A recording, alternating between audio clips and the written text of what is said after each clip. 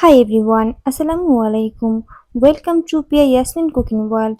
আজ আপনাদের সঙ্গে শেয়ার করব বিকেলের নাস্তা। এই নাস্তাটি আপনারা মেহমান আসলে বা বাচ্চাদের টিফিনেও দিয়ে দিতে পারেন। বাচ্চারা অনেক পছন্দ করবে। কোনো রকমের ঝামেলা ছাড়াই বানিয়ে ফেলতে পারবেন এই নাস্তাটি। কথা না বাড়িয়ে চলুন সরাসরি রেসিপিতে চলে যাওয়া যাক। প্রথমে আমি 1 কাপ দুধ নিয়েছি। দুধের ভিতরে দিয়ে দিচ্ছি 2 চা চামচ ইস্ট। এখানে আপনার যেকোনো ব্র্যান্ডের ইস্ট ব্যবহার করতে পারবেন। এটা ভালোভাবে মিশিয়ে আমি রেখে দেব। এরপরে আমি 3 কাপ আটা দিয়ে দিচ্ছি। আপনারা এখানে চাইলে ময়দাও ইউজ করতে পারেন। এরপর দিয়ে দিচ্ছি 1 টেবিল চামচ পরিমাণের তেল। দিয়ে দিচ্ছি স্বাদ অনুযায়ী লবণ। এখন তেল আর লবণটা ভালো করে মিশিয়ে নিব।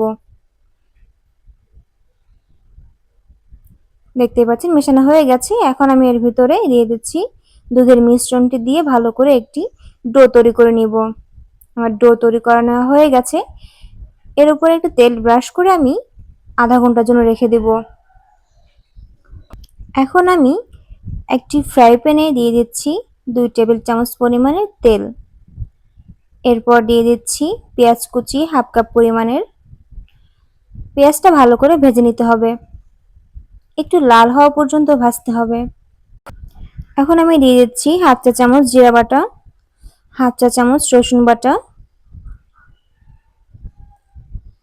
পেঁয়াজ রসুন বাটাটা ভালো করে ভেজে নিব। দিয়ে দিচ্ছি 1 কাপ পরিমাণের মাংস কুচি। আমি এখানে মুরগির বুকের মাংসটা নিয়েছি। দিয়ে দিচ্ছি স্বাদ অনুযায়ী লবণ। ভালো করে এটি কষিয়ে নেব। এর পর্যায়ে দিয়ে দিচ্ছি লাল মরিচের গুঁড়া 1 চা চামচ। মরিচের গুঁড়ার পরিমাণটা আপনারা বাড়িয়ে কমে নিতে পারেন। দিয়ে দিচ্ছি সয়া সস 1 টেবিল চামচ পরিমাণের। এখন এটা ভালো করে কষিয়ে ভেজে নেব। দেখতেই পাচ্ছেন অনেকটা ভাজা হয়ে গেছে। এখন এর ভিতরে আমি সিদ্ধ করে রাখা নুডলস দিয়ে দিচ্ছি। নুডলস আর গোশটা ভালো করে আমি মিশিয়ে নিব। আমার মেশানো প্রায় হয়ে এসেছে।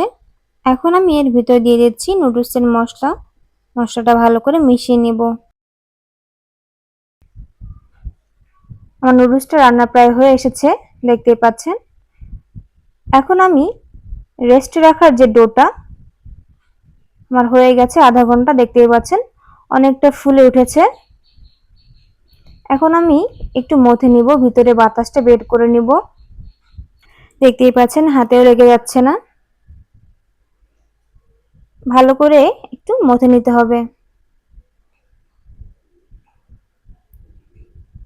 এরপর আমি এটাকে ভাগ করে নিব। আমি যে কয়টা নাস্তা বানাবো সেই কয়টা ভাগে ভাগ করে নিচ্ছি। আপনারা চাইলে সাইজটা ছোট বড় করে নিতে পারেন।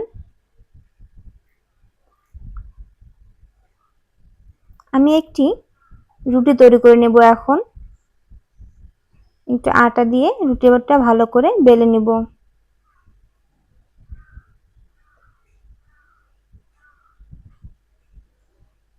দেখতেই পাচ্ছেন আমার রুটিটা বেলা হয়ে গেছে।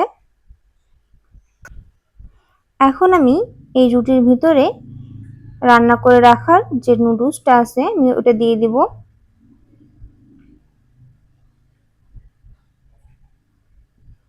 দিয়ে এক সাইড থেকে এভাবে ভাঁজ করে উঠিয়ে দিব। উঠিয়ে হাত দিয়ে এভাবে চেপে চেপে দিতে হবে যাতে খুলে না যায়। আপনি পানি ইউজ করতে পারেন, পানি ইউজ করলে এটি খুলে যাওয়ার সম্ভাবনা কম থাকে। এখন আমি রুটির বাকি অংশটুকু একটি ছুরির সাহায্যে এভাবে কেটে নিব। আস্তে আস্তে সব জায়গাতে কেটে নিতে হবে। কাটার পরে এখন উপরে পানি লাগিয়ে দিতে হবে যাতে এটি ভাঁজ করে দেওয়ার সময় খুলে না যায়। দেখতেই পাচ্ছেন এভাবে নিচ থেকে নিয়ে উপরে এরকম লাগিয়ে দিতে হবে।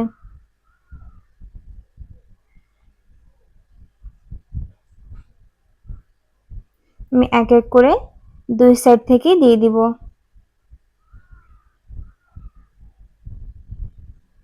কাজটা একটু সময় নিয়ে করতে হবে, তাড়াহুড়ো করলে কাজটা ভালো হবে না। দেখতেই পাচ্ছেন কিভাবে হয়ে যাচ্ছে। দেখতেই পাচ্ছেন আমার একটা নাস্তা তৈরি হয়ে গেছে।